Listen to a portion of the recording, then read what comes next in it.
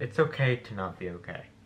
Ever since I can remember, back when I used to play Roblox in 2013 or 2014, there's always been something wrong with me.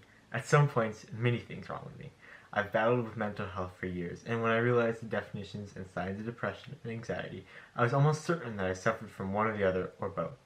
I didn't want to admit it. I absolutely hated the thought of something being wrong with me. I already had enough problems as it was in 7th grade, from my type 1 diabetes to my facial tics and just general awkwardness, and the thought of being depressed scared me so much. I wanted to believe that I could truly be happy, and more so, that I could radiate the happiness off of myself and use my life to make others' lives better.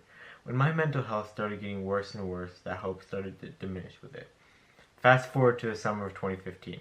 I had made several Minecraft servers with the help of a large amount of close friends, and through our late night bonding and spending hours upon hours together, I realized that a lot of these people shared one thing in common with me. They all had their own mental health battles that they faced on a daily basis. And that helped me feel a little bit less alone. Although the reason we bonded was absolutely terrible, we all had struggles, we all had our own personal challenges, and most importantly, all were willing to share and help others who needed to talk or vent about things. Although it consisted of a lot of staying awake all night to hear someone who was struggling, it was always worth it. Things got worse and worse for me over that summer and into the school year. I started experimenting with self-harming, which was one of my biggest mistakes to date. I began closing myself off and even considered suicide as an option. I felt so alone, and although I had this group of people who were willing to listen, I didn't feel comfortable sharing. I didn't feel like they would care. Didn't feel like anyone could relate to me. There was one thing that seemed to make me feel a lot better, and that was helping others through their struggles. I try to take as much time out of my day to listen to my peers and try to use my experiences to relate and help however possible. It was like a therapy for me and gave me a sense of purpose in life. I didn't want anyone to ever have to go through these terrible things that I've been through alone, and knew that even if it was just a few minutes, if I could take a bit on Skype, 7Cups, which is a therapy website, or Minecraft servers, it would help someone who has nowhere else to look to. There was one person, a close friend of mine, who I was helping one night. She felt a lot like me. There was a lot going on in her life. She felt alone, school pressures, and all these kinds of things. It just made things so difficult, and she was on the verge of ending it all. I was trying to do everything that I could, and I talked and pleaded for her to keep going, to fight through the pain, and I failed. October 11th, 2015, at 11:46 p.m., she told me that she was feeling better and I should go to bed and get some rest, and I believed her mistakenly, because I woke up and would never get a message back from her. It hurt a lot. I felt like such a failure. To this day, I feel like such a failure. Some nights, I think a lot about the entire ordeal, how things happened, wishing I could go back and change things, or refuse to go to sleep or something, anything to make sure that she was still part of my life today. I spiraled down into a deep, dark hole, my mental health getting worse than I ever thought, staying up all night, unable to sleep, because of the reminder of what I had or hadn't done flashing before me. I got too close to suicide shortly after. Unable to deal with the pain, I locked myself in the bathroom with a knife and put it to my chest before dropping it and realizing that I couldn't give in now. I knew that my life was made for more than to be a statistic, no matter how alone I feel, how much guilt I had over the incident, how many hard nights or sleepless nights or mountains I had to climb. I knew that I had to live my life for the both of us, to see all the places in the world, to help as many people as I could, and try to prevent more senseless deaths. The next few years were rough. I closed myself off and opened up slowly over and over again. In high school, things got really bad again in sophomore year and beginning of junior year, and at times I was up for nights in a row. And as a support counselor, I have unfortunately had the difficult experience in never getting a message back from others who I was unable to help. It always hurts, no matter how little I theoretically could do.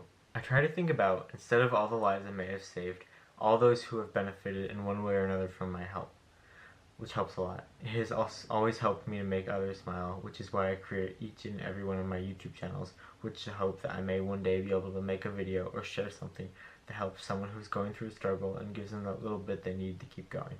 It makes me truly happy to know that people watch these videos and may take something away from it, or may feel a little better after watching me cook something or fall in public or hear that they aren't alone in a video like this. My point was never to try to make it a competition about who has the shittier life. Sure, I've struggled a lot, but I'm far from the only person.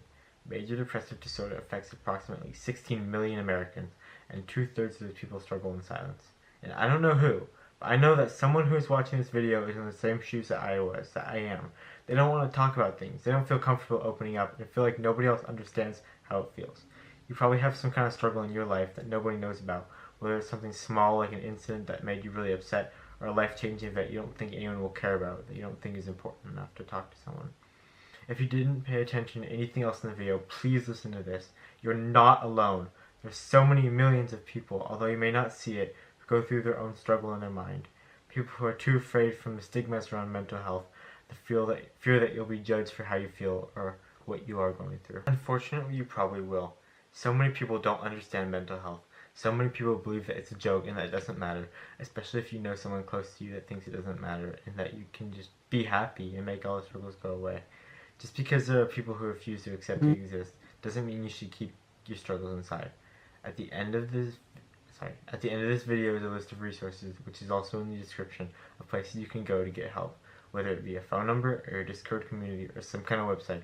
All of these are accessible and free use and may be able to provide help. If you're going through something, please tell someone.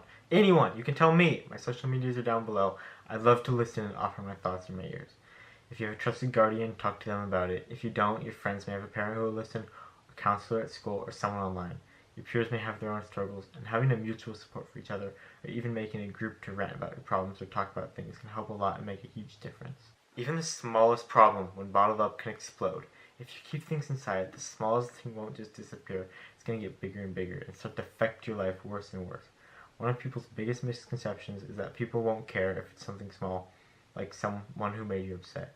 Everyone's dealing with something, and just because it's not life-threatening or urgent certainly doesn't mean it's trivial.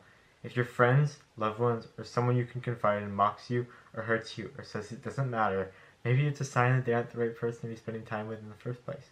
And you can cut that negative person out of your life before building a deeper connection that's more painful to break in the end. Thank you so much for watching this video. I really hope that it's helped someone.